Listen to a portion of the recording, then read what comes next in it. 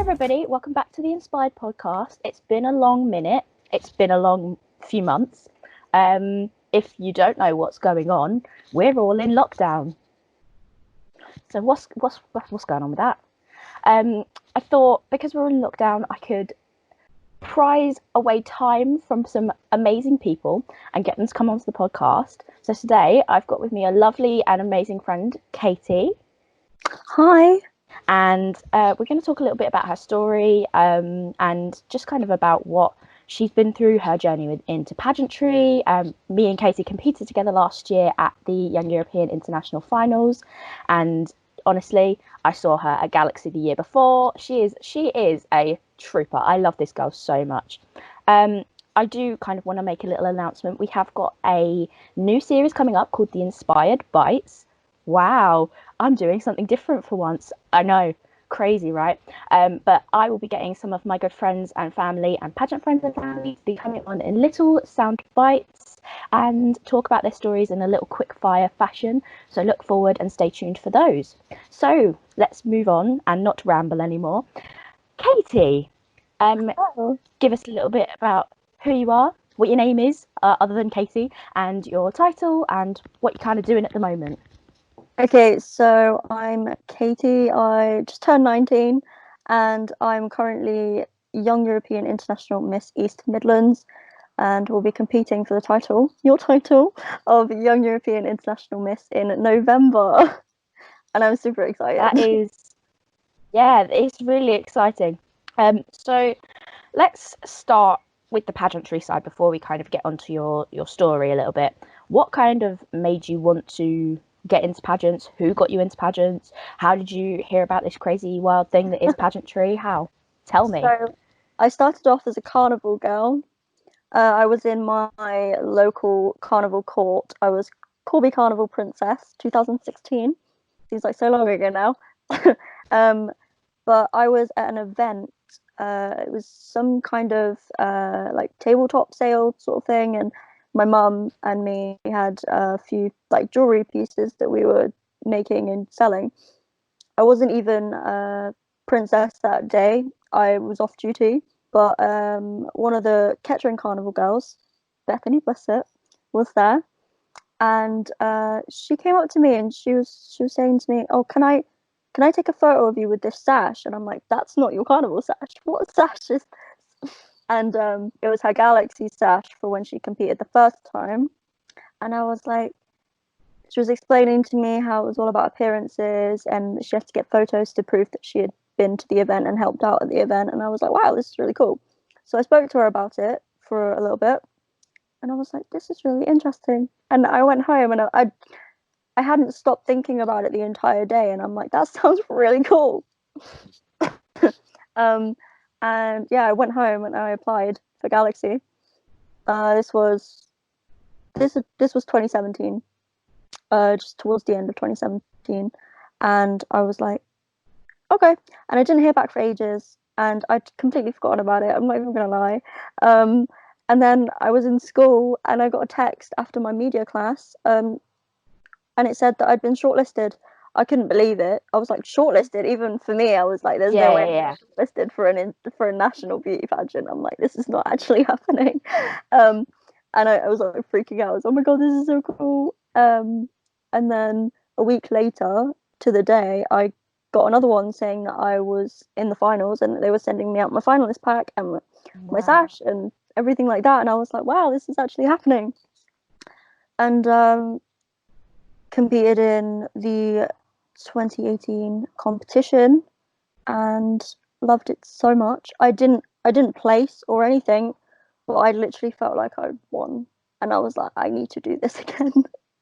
It is the best feeling being up on a pageant stage, in my opinion, and there is just so much you can kind of take away from pageantry. I mean, just getting to see all the outfits, like from a non-pageant person, the first pageant I ever went to, I was just so obsessed with everybody's outfits and the creativity and the sass. It's just it's a really fun thing to kind of watch. So I'm glad you're here. I'm glad you're coming back to Yemi, and you're going to be stuck with me for a whole weekend again. There was absolutely no doubt in my mind that I was going to do Yemi again. Even when I left home to go to Yemi, I was like, if I don't win, I'm doing it again next year. Which is a good mindset to have. It's when you know that it's a system that accepts you, not that any Yeah, other exactly. systems are bad, but there are, when you find your home, you want to stick with it, and it Yeah. becomes, even if you have your doubts, and I know that there are people that have doubts, they're like, maybe I should do something else, maybe like I've been in this system for 4 years, I've only ever come top 5, or blah blah blah blah blah blah. They're like, maybe I should change system. But if your heart's in it, that's kind of the best thing, in my opinion anyway. Yeah, see, in my opinion, it's sort of the same. The way I see it is there's a crown out there for everyone. You just have to find where you belong. Completely And agree. it may not happen the first time, it may not happen the second time. You may have to carry on for a long time, but at some point you're going to get to that point where you have like grown as a person, you know exactly what you need to do, and at some point you will get there. And that's what I keep saying. If I win this year, next year, in 5 years' time, at some point, I am going to have worked to the point where I will get somewhere. Yeah. And it may take a lot of different like things, like, but it's about having that persistence, and you're determined enough to actually stick it out. I think that's really important. Yeah, I agree. I'm going to throw a bit of a curveball at you. Oh, I like. Oh, um, if you could change anything about pageantry in the current state it is, what do you think it would be? Except the fact that we're in lockdown and we can't do anything, because that's a given. What Yeah. would you want to change about pageantry? Um. See, I would love to change the misconceptions. The amount of times, like sometimes when I explain to people that I'm a pageant girl, I feel like I'm not not that I am ashamed to be a pageant girl, but I feel like if I tell this person I'm in a beauty pageant, they're gonna look at me in a really funny way, and I'm not gonna be able to give them an explanation that's gonna do it justice.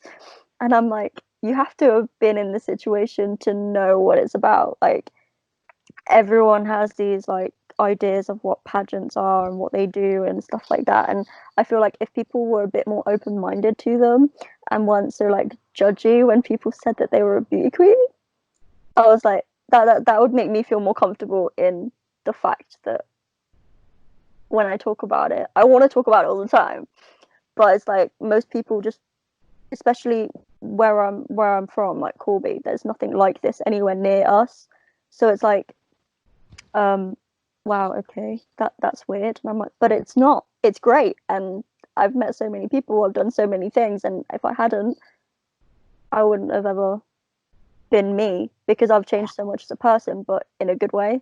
Yeah, Whereas, I'm exactly the same. If I hadn't have done pageants, I would be a completely different person. To be honest, I'd probably still be stuck in my emo phase, listening to Fall Out Boy non-stop.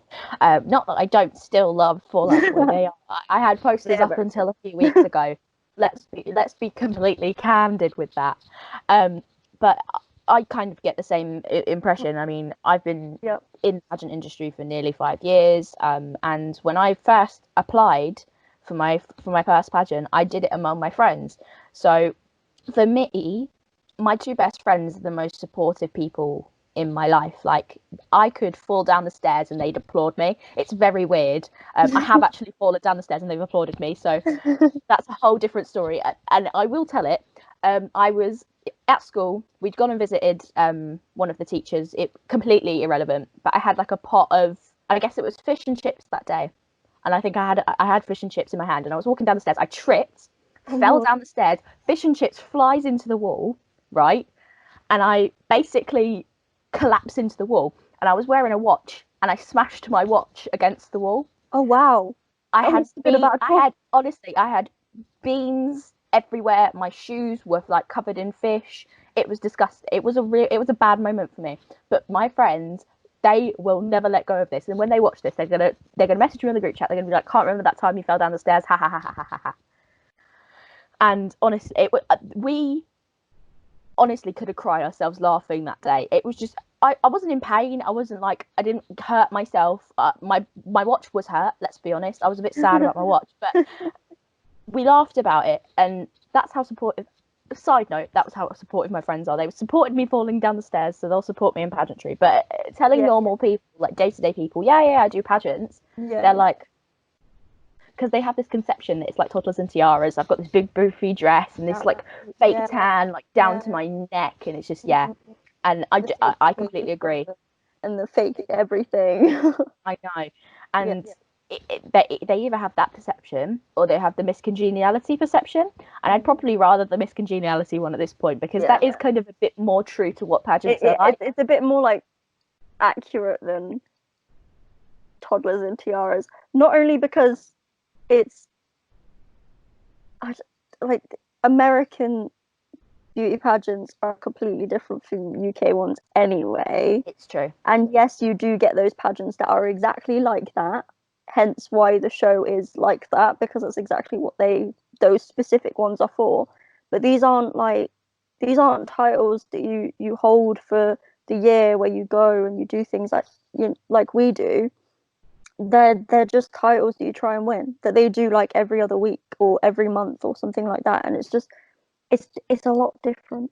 It's a and different trying to explain to someone that it's so different and that it's nothing like that is very hard. Yeah, I'm the same with my friends. My friends are amazing. My best friend was at Yemi last year, drive duty, and he loved it, and he was so happy that he was there to see me do that. And this year I've got my mum coming, and my stepdad, my whole family is actually coming this year, which is like huge for me, because my mum's only ever been able to see me once, and that was at my first Galaxy. Like she wasn't even able to come when I won top 10 the next year. It's just the way it worked out. It just wasn't possible for her to be there. But yeah, we've got like such a support network this year, so me and Lucy are really excited about that. Yeah, I'm excited. I'm excited for you. What was I? There we go. My train of thought is gone. Right, we're back. We're back on track. So let's take it back way back to when you were a baby. I know now a little bit about your story.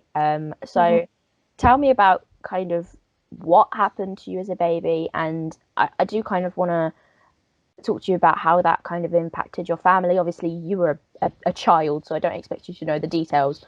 I'm sure this is a conversation you've had with your family about how they felt. Yeah, quite a lot, Just actually. talk to me about it. So I was born absolutely fine, which my mum was very grateful for.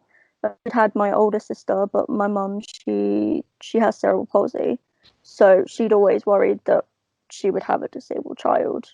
But obviously, when she was told that it wasn't able to be passed on, she obviously felt so much better about it. And when both of us were so healthy, she felt like she'd won the lottery, because it's just so happy that we were okay.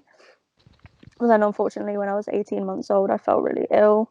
My whole right arm just stopped working out of nowhere, and they started to notice the difference because I wasn't using it at any point.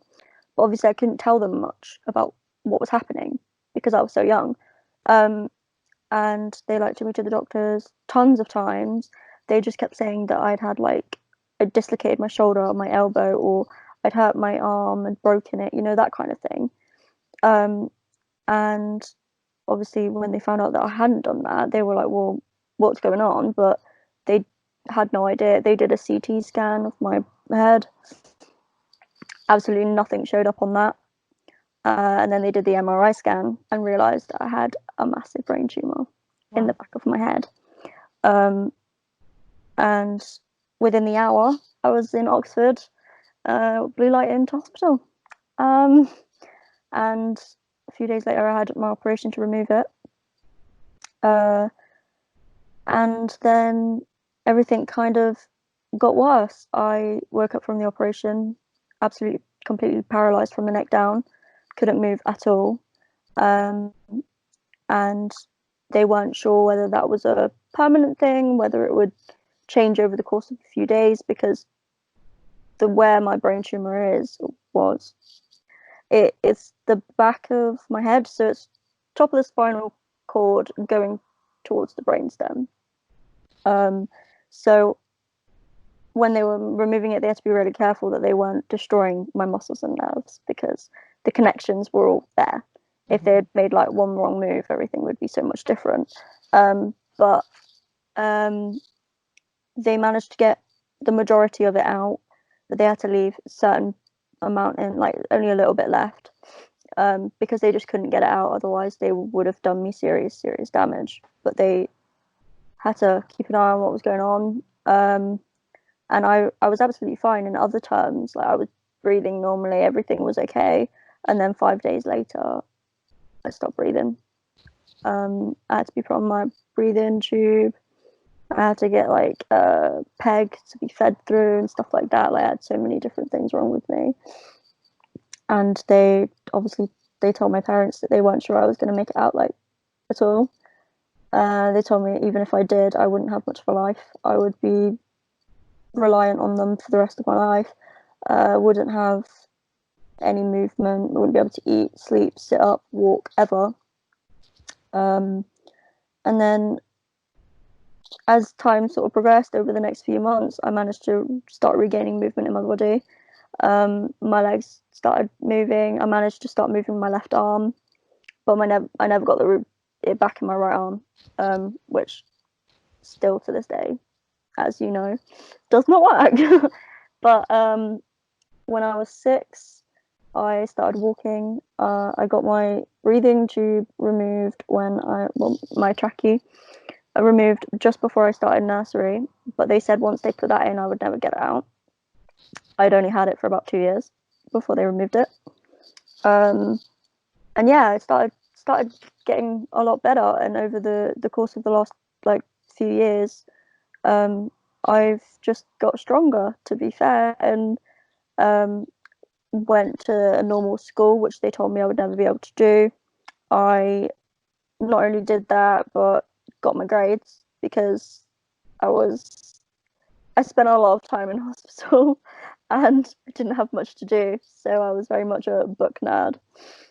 I wanted to learn from a very young age, and that kind of showed throughout the rest of my life so far. But yeah, like I went through quite a lot with that, and looking back and knowing what happened, I've got books and stuff with like pictures and stuff in it, and seeing where I was to where I am now is like absolutely incredible, because if you look at it, it's very impossible. Like, the odds were never in my favor, but somehow I'm here, and to even be able to talk to you is an achievement, let alone to be able to walk and do all of the other things as well. Like, I'm very independent now. I don't use my wheelchair much at all. I still have one because I can't do like long walks and stuff like that, but most of the time I'm all right. And it's very strange to be able to look back, because I don't remember it. I was too young to remember a lot of it. There's only like brief memories that I do know.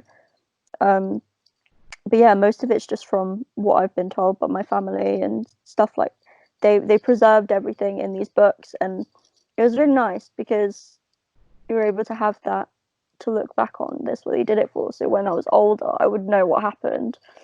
But yeah, like, it's a very strange and amazing thing to be able to say that I survived a brain tumor. Yeah, definitely. I mean, there are some people that, you know, things like this to some people would put them on their basically put them in their deathbed. They would feel so defeated that they just feel like their life's over. Most And people would give up.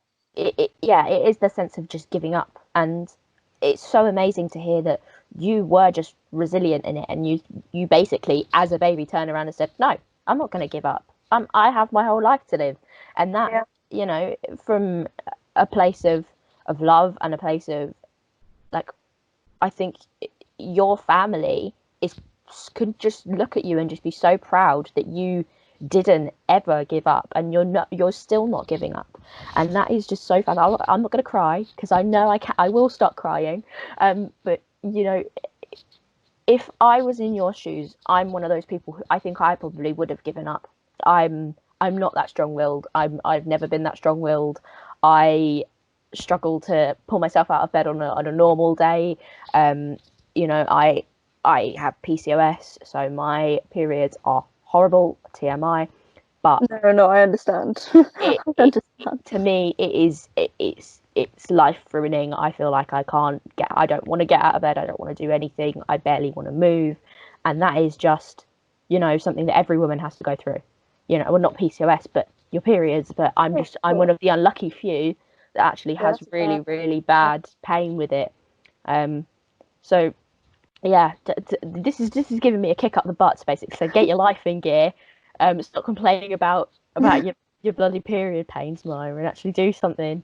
Um, but so let's have a little chat about your platform. Obviously, it's centered around brain tumors because of your childhood and your fight against your brain tumor. So, is there anything that you're doing at the moment in terms of like campaigns or anything you're planning on doing? Obviously, we're a bit limited in plans because Mhm. nobody can go anywhere.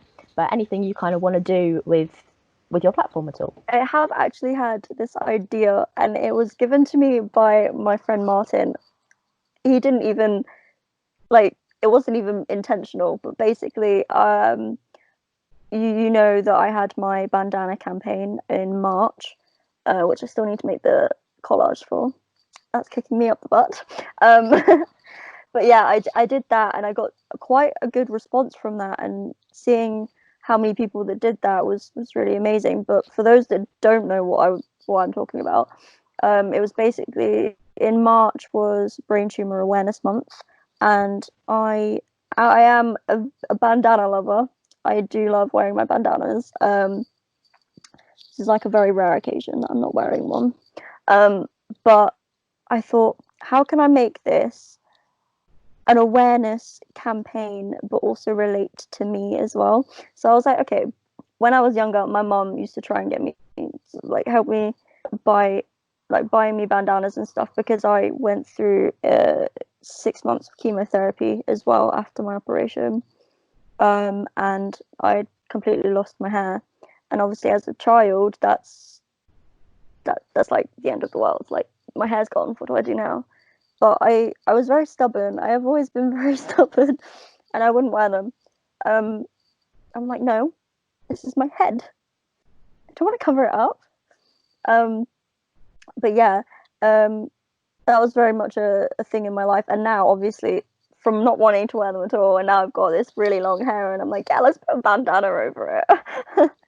But what I wanted to do was wear bandanas for Brain Tumor Awareness Month and send out the campaign to see how many people would get involved just by taking a photo in a bandana. And my friend Martin, he's like, I don't have a bandana, but I have a high vis, and he tied his high vis around his I head. I did see that picture. That For was it. awesome. I was like, that is improvisation at its best. So when lockdown happened, because this was just before lockdown, I've been thinking of bringing it back, but with a difference. I'm thinking about doing a slight competition where I can raise money as well as raise awareness. And I thought the most creative use of a bandana that is not a bandana, if you get what I mean. Okay, I do like that. That's cool. So like there was another one, Lauren Whitelaw. She wore it around her wrist, which I thought was quite cool. I'm like, yeah, you don't have to put it on your head, guys. You can do whatever you like. And I thought, yeah. So I think I'm gonna do something like that. That's something that I want to set up. Obviously, I'm gonna be like making sure I've got like a good idea of what I'm gonna do. But I would probably to obviously brain tumor awareness is part of my platform, but my other part of my platform is the Make a Wish Foundation. So I thought I could raise awareness and raise money for Make a Wish at the same time. So it gives me something to do in lockdown as well. But yeah, so I'm thinking of doing that, seeing how successful it is at first, and then probably get like a few different people to judge it because I don't want to be biased. Yeah, Very that's cool. what I've got to do. I've set up a karaoke competition, Which I and still need it's to do. really, yes, you need to submit your video. And it's like a lot of my close group of friends and also my pageant friends, we all go to karaoke on a Wednesday, and they're all like they're submitting their videos, and I'm like, I can't judge this. Like Yeah. I physically can't. Like these are my friends. Mm-hmm. So it's finding somebody who's impartial, but also who can judge a good singer and not just give it to, you know, the first one they see. Not that I know Yeah. anybody that would do that. Mm-hmm.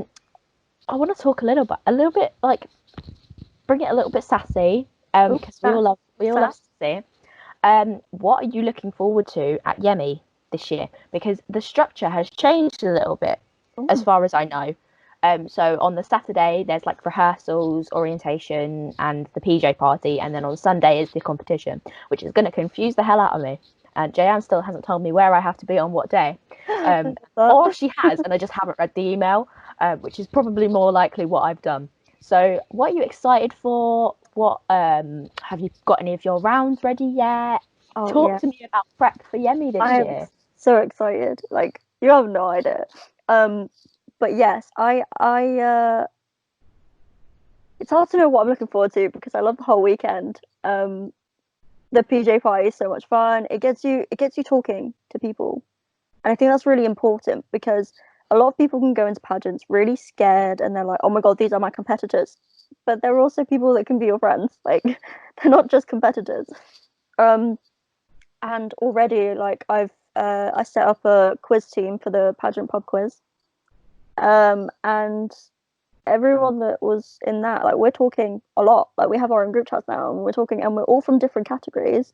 There's like a few of us that are in the same, but apart from that, like everyone's pretty much different. And it's so nice to be able to have that connection with people that I've never met, but have also like I'm going to know, if that makes any sense. Yeah, So I'm looking forward to actually meeting people, like new people, because I always that's one of my favorite parts about any pageant is meeting new people because that's kind of not really the reason that I started it, but it after like the first time I competed at Galaxy, I realized that there was so much I could get out of it, and mostly it is meeting new people and becoming friends with people that you never would have had the chance to even meet if you hadn't done these things. And so I'm really excited about that, but I'm also excited about the crazy games. I love a good crazy game I've at the got to PJ think about party. what game. I'm saying to Jayanne, I want to do some games. Like make me be game master. Literally, I'm so excited. Last year at the Yemi PJ party, I wasn't on a sugar rush, but I felt like I was on a sugar rush. And Mhm. everybody who is at Yemi will now know that I am absolutely crazy. Like, just like no holds barred. I am a jokester, I am a prankster, and I fear for what the girls have to go through at internationals. I'm going to be pulling pranks left, right, and centre. They're going to be like, I hate you. I hope not. I really hope not. So, rounds wise, have you got anything? Have you got any of your rounds? Have you got any of your I do, outfits? and my evening wear. I love it. Um, I pretty quickly after Yemi wanted to get that sort of sorted, um, which I'm really glad about now because obviously in lockdown, it's hard to know when things are going to reopen, when you're going to be able to go. But I went to Stephanie James, who are my amazing sponsors. I love them a lot. Dawn and Stephanie have been very huge supporters of mine for the last couple of years that I've been involved in pageants. And yeah, the dress I have, I'm so excited to wear it. I'm excited for I you. also have my fashion wear sorted in terms of I know what I'm doing. I just need to get it made, pretty much. Um, I'm really excited about that too because everyone's gonna recognize it, but it's gonna be different. Okay. Okay. Red, white, and blue. I have two different outfit choices. Uh, haven't exactly got them all together yet, but I know what I'm doing in terms of that, which is also good. The only things that I haven't really got is interview, although I have an idea of what I want. I just haven't found anything that's like, yeah, that's the one. Um, but yeah, I'm pretty sorted, but still like there's things I need to do. But I feel much more at ease knowing that I know what I'm doing. Yeah, I'm exactly the same. I feel like I have to be prepared in everything I do. Not being prepared is Mm. like for me the worst. Like I have like stacks of like shelves and they're all organized into different categories and like I've got like my box for my uni stuff and then the box for my hair stuff and um I have to be organized otherwise I don't understand what I'm like what's going on. I hate it. Um I'm messy, don't get me wrong, like I have like clothes everywhere but are they in organized piles? Yes. Yes. um, so let's take a break from pageantry because I do have listeners that do listen and they are not pageant girls. They're probably like, okay, can you just shut up about the pageants now? Um, are you at uni? So I'm actually going to uni in September. I'm a Oh, year, I'm a year behind what I should be, but that's only because when I finished school, I went and did a year of sixth form and then transferred to college and did a college course, which I'm never going to finish. But yeah, so I got an unconditional offer to uni. I got, I, I was quite surprised with the amazing response I got from unis when I applied because I was very nervous because I do media. Um, but I didn't really know whether I wanted to go into film like I was doing already or whether I wanted to do some kind of journalism course because I've always wanted to write. I just never done a course. And I was like, okay, so I did like two film courses, two journalism, and then my last choice, I did a course that had both in one. So then if I didn't get into the journalism courses, I still had the film courses to fall back on, that kind of thing. And I was like, okay, it's gonna be a lot easier because I'm not gonna get offers from all of them, and one, may be better than the other. And I'm like, yeah, this is okay. Anyway, fast forward a month or two, I had 4 unconditional offers and a conditional offer, and I was like, okay, so what do I do now? I'm going to University of Lincoln in September, and I'm doing journalism and creative writing, which has been like my dream since I could write. Um, I've always known what I wanted to do in my life, really. I've always like changed variation, but always stayed in the same sort of like area. But yeah, I move out on the 12th of September, which is scary because I've always literally lived in the same house. I've never moved at all, and I'm gonna be living by myself. It's gonna be very strange, but yeah, I'm really excited because I get to actually focus on career path. And even though I'd been in college already for like the past couple of years, it's it's nice to know that I'm on that like last bit where uni's like the last 3 years, and then I could actually go into what I've been thinking about for so long. But yeah, I'm really yeah. excited about uni. Uni's gonna be interesting. I'm really jealous you've only got 3 years. So for me to be able to do what I want to do, it's a long old journey. So I actually started in a law course, and I left it, hated it, didn't want to do it anymore. I basically forced myself into the law course because I didn't know what I wanted to do. So I left uni in December. It was kind of like a blessing in disguise as well because I'd recently won Yemi. Not that I dropped out for the title. It wasn't right for me. I wasn't enjoying the course. The lecturers just weren't loving me apparently. Um, so yeah, and I obviously lockdown happened. I if I was still at uni, I would not be passing. I really struggle to learn kind of independently. Like I need to have somebody there to assure Yeah. me and actually talk me through it. I'm not. I'm really not a textbook learner at all. I genuinely. It was a lot for me to do my A levels. So for me to do a uni degree is really ambitious, but it's what I want to do. So I have a 4 year uni course, and then I have my masters, and then my PhD. So that's like I'm going to be in uni until I'm like 30. Nice. Yeah, which is a good life to live before I can even start doing what I want to do.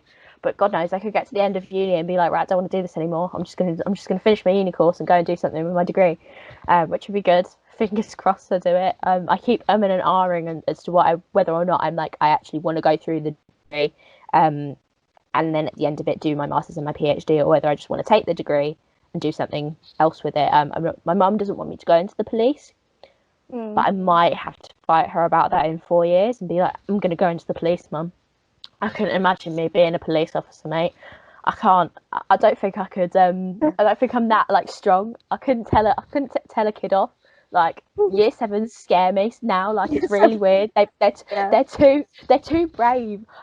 When I was in sixth form, I swear they've like evolved into being really tall, and I'm like still I 5 foot, and I'm like literally I was tiny in year 7, and the year like 12s and 13s were scary.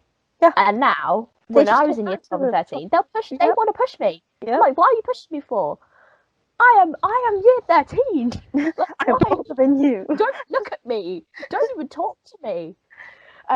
Do not breathe in my direction. Yeah. This is sixth formers only. Why are you here?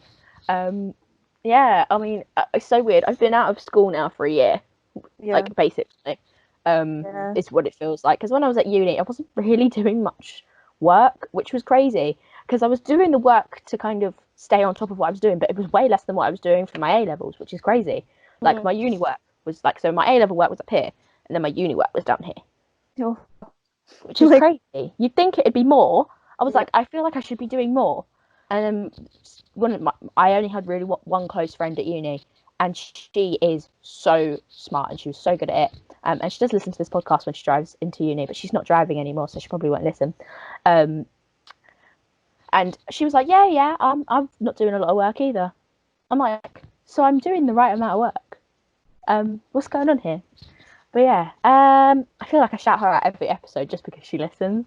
So shout out Alice. We love Alice. So I don't really know what to talk about, but we've still got some time. Now I'm just like dancing for no reason. Usually I have like questions planned, but I don't actually have any more questions. Let's do something random. What's going on at the moment that's not coronavirus? Boris Johnson had a baby this morning. Oh, was it actually this morning? Yeah. Oh, wow. And congratulations to Boris and his gal on their child. We love that. Boy. Yeah. Another Johnson. Yeah, oh bless. Oh, isn't that cute? It's actually. New Zealand is coronavirus free. That's good news. I know, I saw that. I was like, yep, this Prime Minister knows what she's doing. Yeah, I'm like, should I be moving to New Zealand? I feel like New Zealand. Like, it's because as well, like those sort of countries, they're very widespread. Like nobody's really near each other anyway. Yeah. So it doesn't spread as quickly. Whereas like here, everything's very close. Like you only need like an hour to get to like somewhere that would take the New Zealanders, the Kiwis, like 7 hours, and it's just like, yeah, they are like there are a lot of countries that are actually quite far apart. So like Canada's one of them, Greenland's one of them, Russia's one of them, and then New Zealand and Australia, they're like quite far apart in terms of like their like person per square meter like ratio, whereas we've got like 100 and like a kilometer. It's I don't know the maths. I didn't do geography. I don't profess to be very good at geography. I took history at GCSE for a reason. I only realised that the UK was mountainous at about age 16. Again, having learnt about Ben Nevis, I still didn't realise that we had mountains in the UK. Don't ask me that. Honestly, I'm glad I took history. Like genuinely, I can tell you where's north, I can tell you where's south, I can tell you where in the UK things are and where on the like world map things are, but I cannot tell you. Just people throwing stuff in the background. I just can't tell you. I couldn't tell you like where the mountains are. Don't ask me where the Andes are. Don't ask me where the Himalayas are. I have no idea. Got no clue. Got no idea. So this weather, is it like gross where you are at the moment, or is it still sunny? Yeah, no, it's very grey and very miserable. So I'm not like I love the sun. I love being out in the sun, but I hate getting hot. Yeah. Like, you know what I mean? Like I hate feeling like too hot. So when you're like on holiday, it's cool because you can just like throw yourself into a pool. Yeah. I can't do that in my back garden. There's no pool in my back garden. Like I'm not one of those privileged people. I could get a paddling pool, fill it up, and stick my feet in it, but that's not exactly the same as throwing yourself into a massive pool. So, how have you been finding the weather? And, how have you just been kind of coping in lockdown? Yeah, so I actually had a birthday a couple Oh, weeks happy ago. birthday! I So mean, I wish you happy birthday anyway, but happy birthday again. I turned 19 on the 11th, and the weather then was actually really nice. And do you know what? I had the best birthday, and it was really strange because I woke up in the morning feeling very like, oh great, it's my birthday. Like, I don't want it to be my birthday. Yay, I'm older. Damn it. Yeah, I um, felt that way. and then things just my mum gave me some like really cool things. I'm a huge Harry Potter nerd, and I mean huge. I I rate people on what house they're in and things like that. Like I'm a huge nerd, and every present that I got on my birthday was Harry Potter related. So I got a like a vial of liquid luck. I got a new game, and it was Harry Potter Trivial Pursuit. I was like, new game I can try and beat my sisters at. Love this. So I have that Harry Potter Trivial Pursuit, and I'm not gonna lie to you, I'm like not an avid fan. Like I've watched them. I'm rereading the books at the moment. I'm still on the first one.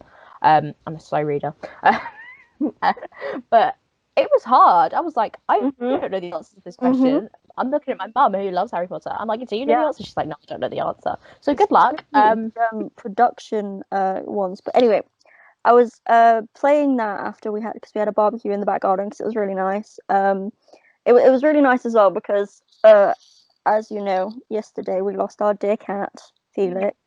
But on my birthday, like he was outside playing with us and stuff like that, and it's just really nice to have had that with him before he got sick. But yeah, like we had so much fun. We had like a little barbecue in the back, just us, like obviously because we couldn't have anybody over. And then went inside and played the trivia game.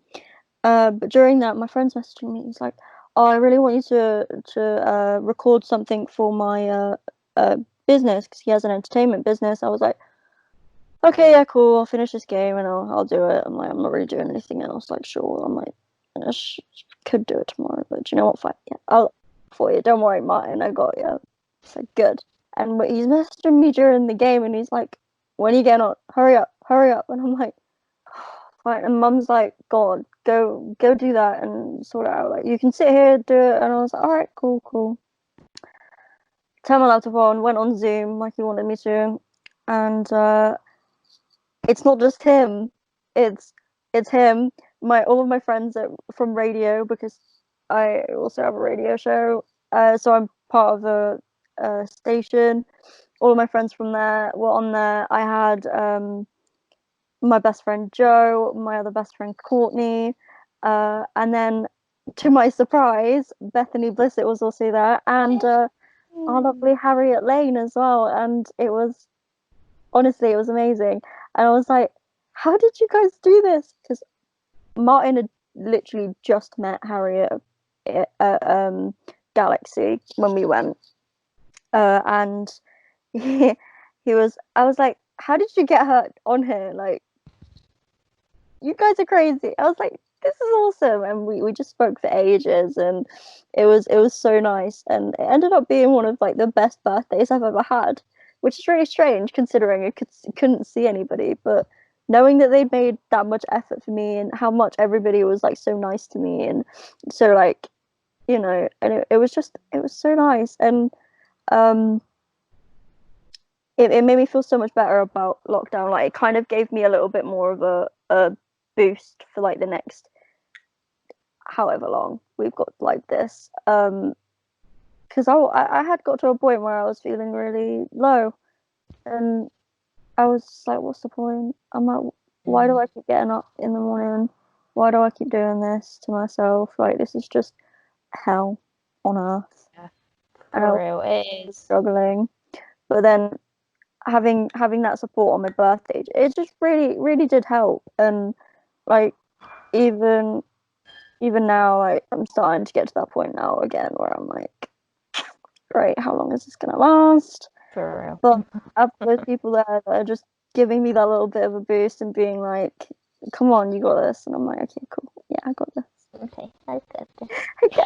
So, thank you so much for coming on and chatting with me. It's been lovely to have you, and it's honestly been fantastic to actually have somebody to be able to tell such a resilient story, and hopefully that has inspired somebody who's feeling a bit gross at the moment being in lockdown. Yeah. There's a reason, and there always is a reason. You know, if it's not, if you can't see it, somebody else can see it. So there is a reason to get up, and there is a reason to try and stay positive. So, and thank you so much, and I can't wait to see you maybe, hopefully before Yemi, if we can lift this lockdown thing. I'm hoping that it won't be too long. Yeah. Hopefully, next pageant, everyone's gonna be like, everybody's gonna be there. We're all gonna like rush up to it. They're gonna need to sell extra tickets and just let us go outside. Yeah, it's just gonna be this big pageant meetup. The whole community are gonna be like, I want to go. Doesn't matter what it is. Yeah. Right. So thank you, and I hope you guys have enjoyed the podcast. I hope you will tune in for the next one. But for now, stay positive, stay happy, peace, love, and positivity. Love you all lots, and I will see you in the next one. Bye.